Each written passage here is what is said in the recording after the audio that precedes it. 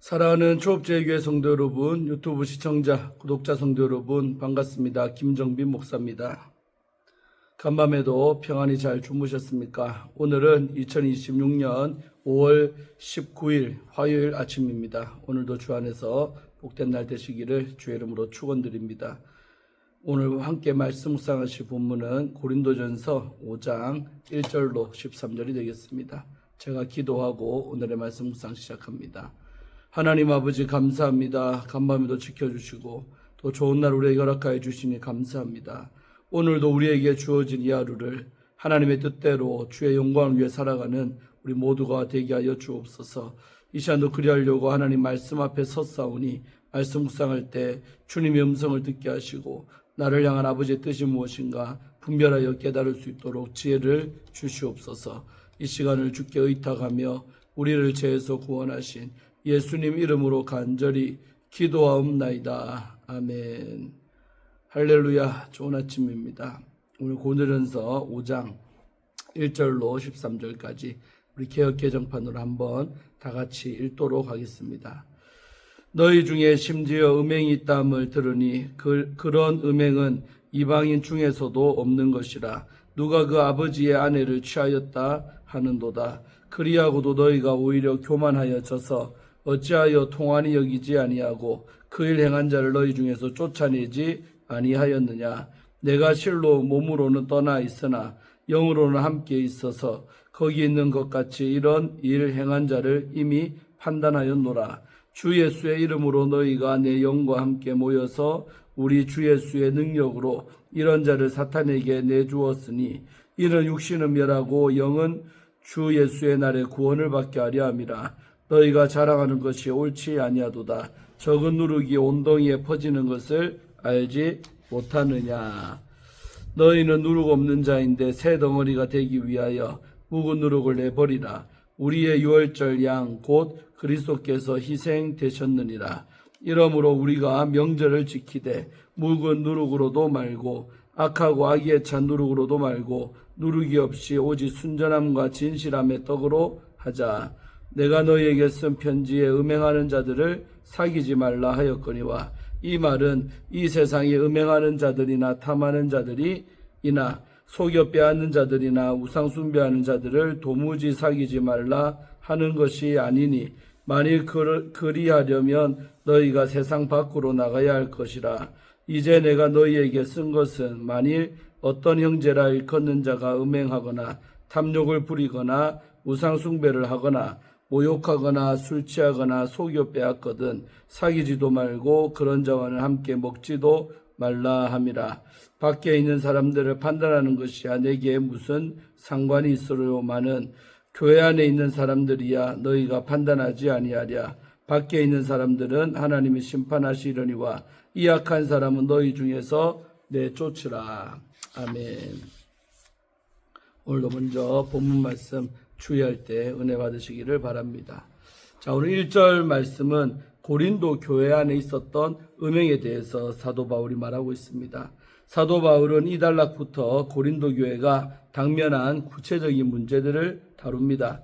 먼저 고린도 교회 안에 발생한 음행에 대해 크게 분노합니다. 이 구절은 부사 홀로스로 시작이 됩니다. 바울 서신에서 이 홀로스는 오직 고린도 전서에만 등장합니다. 이 단어는 있을 수 없는 일이 일어난 것을 표현하는 감탄 부사입니다. 사도는 그만큼 고린도 교회에서 일어난 음행으로 인해 놀라고 있습니다. 어떤 사람이 자기 아버지의 아내를 취한 음행이기 때문입니다. 학자들은 아버지의 아내를 취한 일이 형사치수제도와 같이 상속권이나 재산권을 취하기 위한 사회적 용인을 따른 것이었다라고 생각을 합니다. 여기에 어떤 사회적 배경이 있든지 간에 사도는 이 같은 행위를 심각한 음행으로 규정을 합니다. 심지어는 하나님의 법을 소유하지 않은 이방인들 가운데서도 발견되지 않는 파렴치한 행위라고 단정을 짓습니다. 자, 2절과 3절 두 절은 책망과 이 일에 대한 사도의 판단이 나오고 있습니다. 사도는 음행한 자의 처리에 관해 고린도 교회 성도들을 책망을 합니다. 고린도 교회는 음행 사건에 대하여 교만해져서 통한이 여기지를 않았습니다. 매우 심각한 음행이 드러났음에도 이에 대해 위기감을 느끼지를 않았습니다. 풍성하게 쏟아지는 하나님의 은혜와 은사 속에서 이들은 스스로 괜찮다라고 여기고 있었습니다. 이것이 이들의 교만이었고 이 교만함 때문에 이들은 이 중대한 사항을 통한히 여기지를 않았던 것입니다. 고린도 교회는 교만 가운데 이에 대한 처리를 미루었지만 사도 바울은 이미 그를 심판하여 처리하였습니다. 사도의 이러한 심판 고지는 사도와 고린도 교회가 이루고 있는 영적 공동체로서의 교회의 의미를 간접적으로 가르칩니다. 사도는 육체로는 떠나 있지만 영으로는 함께하여 거기에 있는 것처럼 이미 음행한 자를 심판을 하였습니다. 육적으로는 고린도 교회를 떠나 분리되어 있지만 영적으로는 이들과 함께 있음과 심판 심의에 참여하고 또 실제적으로 효력 있는 결정을 내렸음을 고린도 교회 이 성도들에게 가르치고 있습니다. 이와 같은 진술은 예수 그리스도를 믿음으로 하나 된 보편적인 교회, 우주적 교회를 이해하는 데 의미 있는 단서를 제공을 합니다. 중대한 음행을 저지른 자는 이미 사도와 함께하는 영적 공동체의 심판을 이미 받았습니다. 자, 4절과 5절 두 절의 말씀은 이런 자를 사탄에게 내어주라.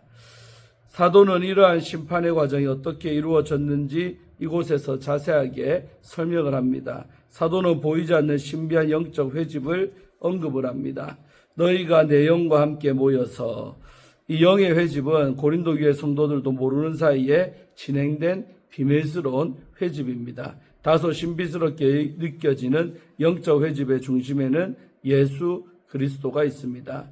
사도는 이 회집이 주 예수의 이름으로 그리고 우리 주 예수의 능력으로 진행되어 있음을 명시하고 있습니다. 사도와 함께한 교회의 회집은 이 사람을 판단하여 사탄에게 내주었습니다. 사도가 언급한 이 내용을 쉽게 풀 수 없는 어려운 신학적인 난제에 해당합니다. 사도가 이후에 말한 목적이 어떤 의미인지를 풀기 어려운 난제의 핵심을 제공을 합니다. 사도는 이 사람을 사탄에게 내어준 일에 두 가지 목적을 말하고 있습니다. 첫째는 육체의 멸절입니다. 둘째는 영의 구원입니다. 곧 범죄한 사람의 육체는 멸하고 영은 구원하기 위해서 이 사람이 사탄에게 넘겨진 것입니다. 성경은 인간의 구원에 있어서 육과 영의 전인적인 구원을 말하고 있기 때문에 사도가 말한 이 내용에 대해서는 신중한 접근이 필요합니다. 사도가 여기서 말하는 육체와 영이 범죄한 개인의 육신과 영을 가리키는 것으로 축소해서 해석하면 상충되는 문제가 많이 발생을 합니다. 사도가 언급하고 있는 이 영을 앞서 언급된 사도와 고린도 교회 성도가 함께 모인 영의 회합을 의미하는 것으로 넓게 해석하는 것이 해석의 한 방편일 수가 있습니다.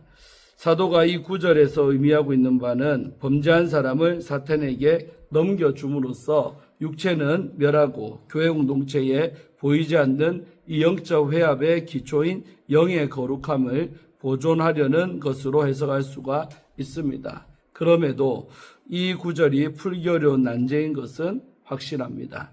자, 다음으로 6절, 7절, 8절 석절의 말씀은 묵은 누룩을 버리라는 내용이 주된 내용이죠.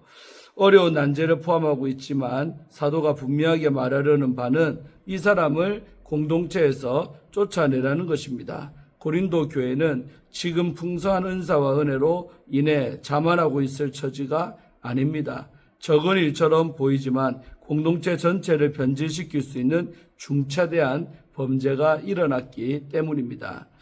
사도는 이를 누룩에 비유를 하였습니다. 누룩은 적은 양이라도 반죽 전체를 부풀립니다. 6절에 나오죠.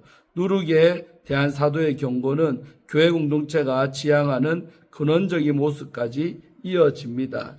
너희는 누룩 없는 자인데 새 덩어리가 되기 위하여 묽은 누룩을 내버리라.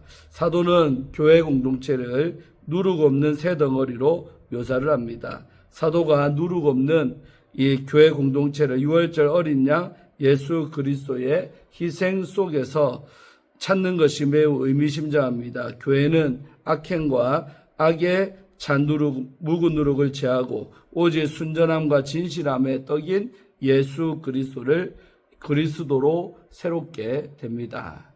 자, 마지막 부분 9절부터 13절까지 말씀은 교회 안과 밖 사람들에 대한 다른 대처가 나오고 있습니다. 다소 상징적이고 은유적인 누룩 비유를 뒤로 하고 사도는 범죄한 이들에 대한 실제적인 대처를 전달을 합니다. 공동체 안에 있는 범죄자들을 어떻게 처리해야 할 것인가? 범죄한 모든 사람과의 관계를 끊어야 하는가? 사도는 범죄한 사람들과의 관계를 교회 공동체와 일반 공동체의 경우로 구분하여서 정의하고 있습니다. 사도의 엄정한 대처는 일반 공동체에 적용되는 것이 아니라 교회 공동체에만 적용이 됩니다. 형제를 거는 자가 음행하거나 탐욕을 부리거나 또 우상숭배하거나 모욕하거나 술 취하거나 속여 빼앗거든 관계를 끊으라는 명령이죠. 사도는 교회가 이렇게 함으로 어지러운 세상 속에서 공동체의 순수함과 거룩함을 지켜나가야 함을 가르치고 있는 것입니다. 아멘. 예, 우리 주예는 마쳤고요. 사랑으로 세워지는 거룩한 공동체라는 우리 주제로 함께 말씀 나눌 때 은혜 받으시기를 바랍니다. 바울은 음행의 죄를 가볍게 여긴 고린도 교회 성도들을 책망하며 하나님의 거룩하심과 그 거룩함에 참여한 교회의 정체성에 대해서 가르쳐 줍니다. 그리스도의 십자가 사랑으로 성도된 우리가 거룩한 믿음의 공동체가 되기 위해 지켜야 하는 것들은 무엇이겠습니까? 첫째로 죄에 대해 애통해하며 공동체를 품어야 합니다. 바울은 교회 안에 음행이 있음을 책망합니다. 그 음행은 율법이 엄격히 금지한 근친상간이었는데 이는 로마 사람 사회에서도 혐오스럽게 여겨지던 그런 죄였습니다. 그럼에도 고린도 교회는 그 일을 심각하게 여기지를 않았지요. 이에 바울은 어찌하여 너희들이 통한히 여기지를 아니하느냐라고 책망하며 묻습니다. 여기서 통한히 여기다라는 말은 단지 안타깝게 여기는 것이 아닙니다. 다른 사람의 죄를 자기 죄처럼 품고 회개하는 공동체적인 애통을 가리킵니다. 한 사람의 죄가 공동체의 거룩을 무너뜨릴 수 있음을 인지하고 함께 죄에서 돌이키고자 애쓰는 것입니다. 우리 교회는 죄에 대한 어떤 태도로 반응하고 있습니까?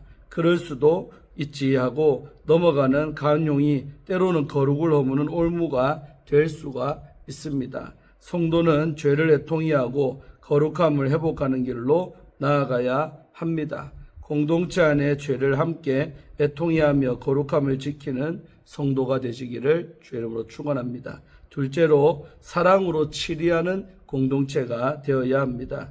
바울은 내가 몸으로는 떠나 있으나 영으로는 함께 있어 이미 판단하였노라고 말하며 그 사람을 사탄에게 내어 주라라고 선포합니다. 이는 죄인을 저주하거나 버리라는 것이 아닙니다. 공동체의 울타리 밖으로 내보내 그가 하나님 앞에서 자신의 실상을 직면하도록 돕는 조치입니다. 바울이 분명히 밝혔듯이 멸망이 아니라 그 영이 주 예수의 날에 구원을 얻게 하려는 것이 목적입니다. 치리는 벌을 주는 행정이 아니라 회복을 향해 도우려는 복음적인 돌봄입니다. 갈등을 피하는 방임은 편해 보이지만 결국 그 깊은 상처를 남기고 맙니다. 죄를 죄로 인정하고 사람을 살리기 위한 길로 나아가야 합니다.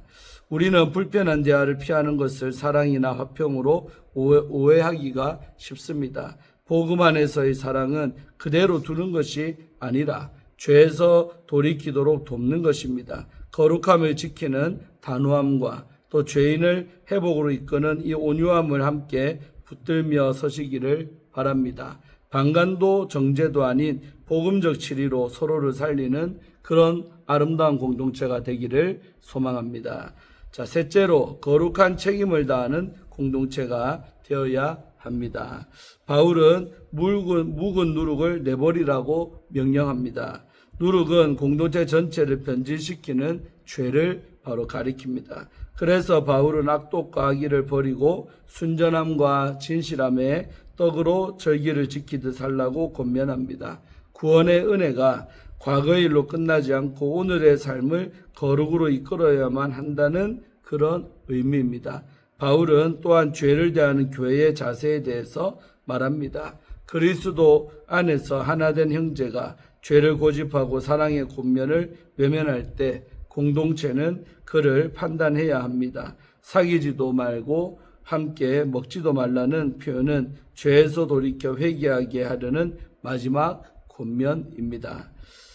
우리는 세상을 향한 정죄에는 빠르고 교회 안의 죄와 상처를 책임지는 일에는 무관심하지 않습니까? 그리스도와의 십자가 사랑으로 의롭다함을 받은 성도는 죄인을 향한 긍휼의 마음을 품어야 합니다. 공동체 안에서 죄로 흔들리는 형제를 사랑으로 권면할 수 있기를 바랍니다.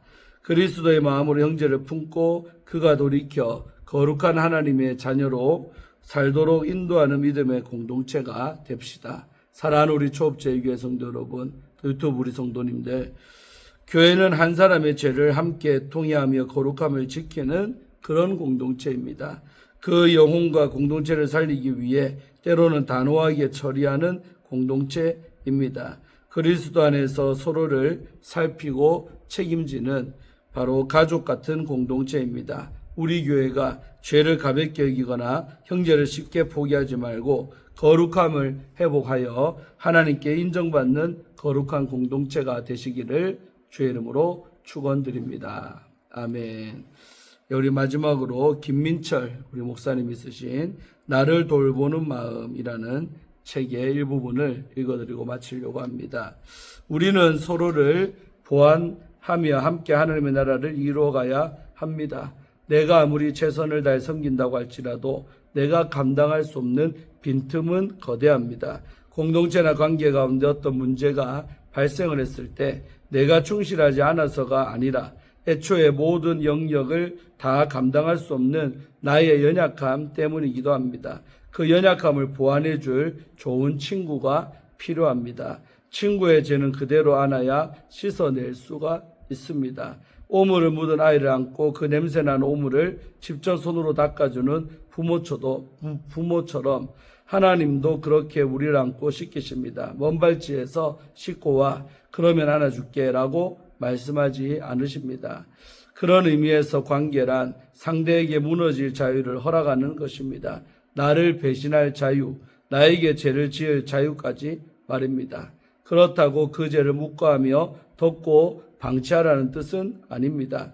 예수님도 가룟 유다에게 죄에 대해서 경고를 하셨습니다. 그리고 자기를 팔아넘긴 배신, 공격성, 또 제 앞에서도 끝까지 그를 친구라고 불러주셨습니다. 상대의 죄를 품어주는 것이 결코 쉽지 않습니다. 무한정 품어주는 것도 답은 아닙니다. 내가 감당할 수 있는 만큼 도와줄 수 있어야 합니다. 필요하면 적절한 경계를 긋고 나를 보호해야 합니다.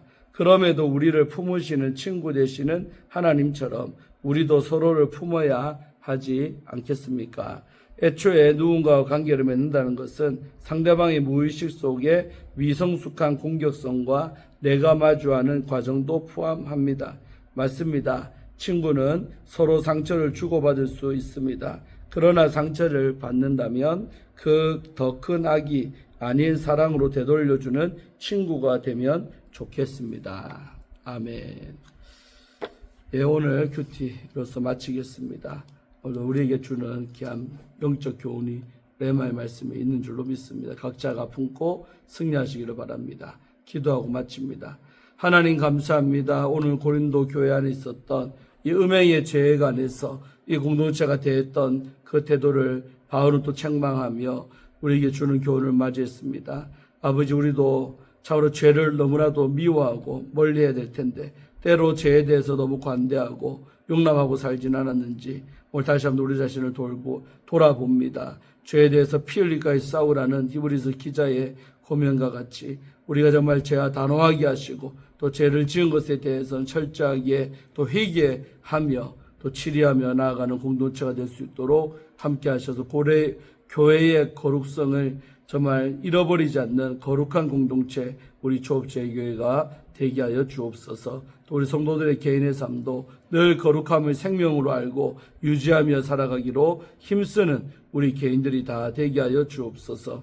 오늘 하루의 삶도 주께 의탁하며 예수님의 이름으로 간절히 축복하며 기도하옵나이다. 아멘. 할렐루야. 오늘도 좋은 하루 되시기를 바랍니다. 내일 아침에 뵙겠습니다. 샬롬.